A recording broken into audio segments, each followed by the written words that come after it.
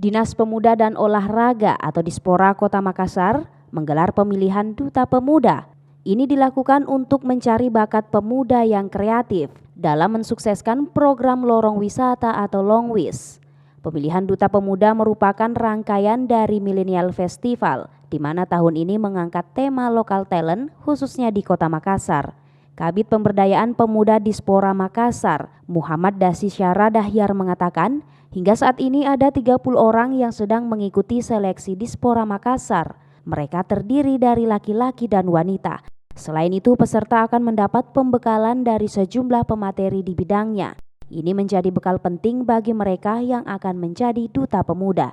Dan untuk di tahun ini kita mengadakan yang agak ringan-ringan dulu melalui dengan duta pemuda ini. Nah mungkin selanjutnya insya Allah di tahun depan apabila diberikan kesempatan lagi, insya Allah kita akan melanjutkan untuk pemilihan pemuda pelopor olahraga. Kak, berapa finalis nanti nih Kak? Berdua saja? Sudah yang hari ini 15 orang. 15 pasangan? 15 pasangan. Berarti perempuan laki-laki? Perempuan laki-laki ya 30. Dorong pemuda di wilayahnya untuk menghasilkan karya kreatif yang mempunyai nilai ekonomi untuk kemandirian dan daya saing. Menjadi relawan untuk mensukseskan generasi nasional pemuda, membuat dan melaksanakan program kerja selama 1 tahun masa pengabdian sampai dengan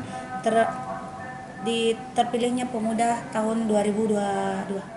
Peserta yang terpilih nantinya akan mendapat kontrak kerja dari Pemkot Makassar sebagai duta pemuda yang akan berperan dalam mendampingi di lorong wisata serta berhak membawa total hadiah 30 juta rupiah untuk 16 orang pemenang yang terdiri dari 8 laki-laki dan 8 perempuan.